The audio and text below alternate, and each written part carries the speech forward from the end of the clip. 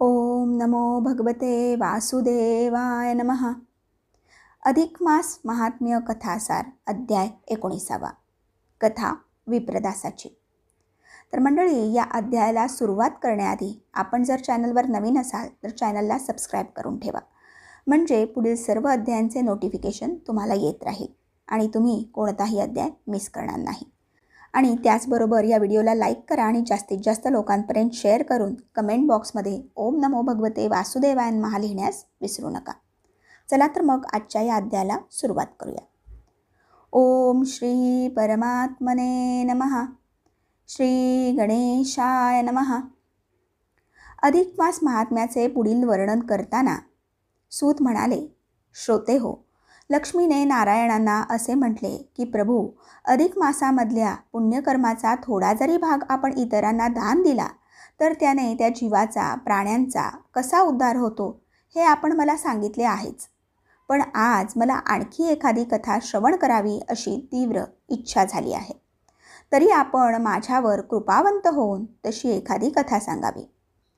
लक्ष्मीच्या मनीची इच्छा पूर्ण करीत भगवान नारायण यांनी तिला जी कथा सांगितली तीच कथा आता मी तुम्हाला सांगतो, असे म्हणून सूत मुनींनी आपल्या निवेदनास प्रारंभ केला. दक्षिणेकडील गोकर्ण पर्वताजवळ एक छोटे गाव होते. त्या गावाचे नाव शिवकांची. त्या गावात अनेक सुंदर सुंदर मंदिरे आणि गोपुरे होती. ही नगरी भगवान शिव आणि आदिशक्ती गौरी यांची अतिशय प्रिय नगरी. त्या पवित्र नगरीमध्ये विप्रदास नावाचा एक सेवेकरी आणि त्याची धर्मपत्नी असे दोघे जण राहत होते. नित्य विप्रसेवा हा त्यांचा आवडता छंद होता. असेच काही दिवस गेले आणि अधिक मास आला. तो मास येताच नगरीतला प्रत्येक जण काही ना काही व्रत, उपासना, उपास, स्नान, दान इत्यादी पुण्यकर्मे करून पदरी पुण्याची शिदोरी बांधून घेऊ लागला. ते पाहून त्या सेवेकरी दंपतीच्या मनात असा विचार आला की आपणही काहीतरी पुण्यकर्म करावे, पण काय करणार?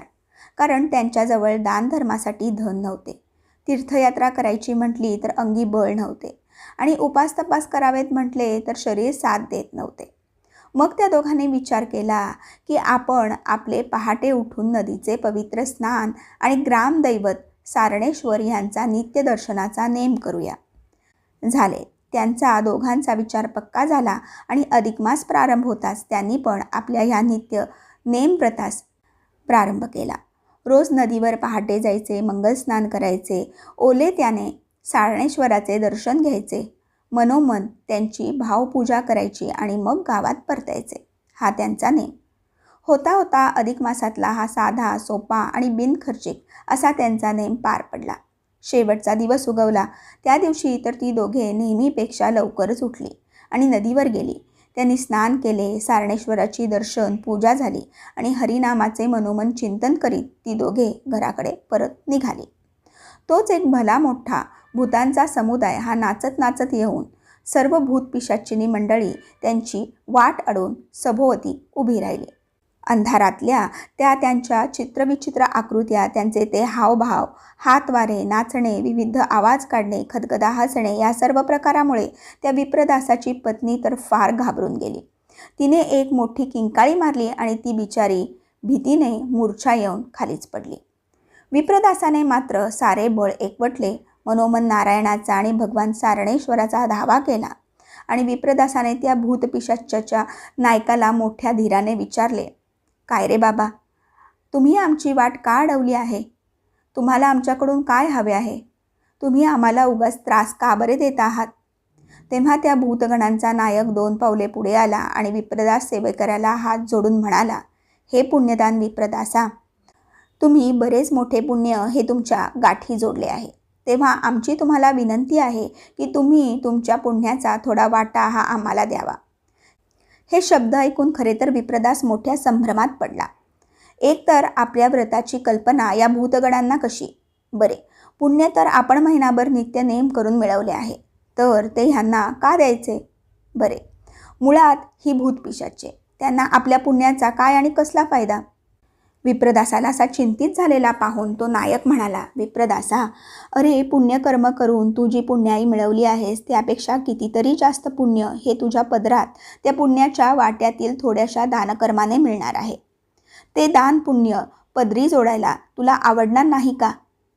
विप्रदासा, तू जर तुझ्या महिन्याभराच्या पुण्याईतले फक्त 7 दिवसांचे पुण्य जरी आम्हाला दान दिलेस ना, तर त्यामुळे आम्हा सर्वांचा उद्धार होईल आणि एवढ्या जीवांचा उद्धार केल्याचे पुण्य तुला प्राप्त होईल. बघ, नीट विचार कर. तुला पुण्याची कमाई आणि आमचा पतितोद्धार या दोन्ही गोष्टी एकच दान कर्माने मिळण्याची ही संधी आहे. दान मागणारे याचक तुझ्यापुढे उभे आहेत. त्यांना सहज एक संकल्पाने देता येण्यासारखे तुझ्याकडे भरपूर आहे.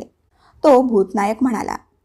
हे ऐकून विप्रदासाने हातात उदक घेतले आणि आपल्या पुण्याईतला 7 दिवसाचा पुण्याचा साठा त्या भूताच्या नायकाच्या हाती संकल्प उदक असे म्हणून दिला मात्र आणि एक दिव्य चमत्कार घडला.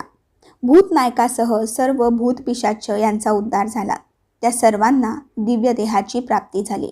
त्यांना घेण्यासाठी स्वर्गलोकातून विमान आले. त्यांनी त्या सर्वांना मोठ्या सन्मानाने विमानात बसून स्वर्गलोकी नेले.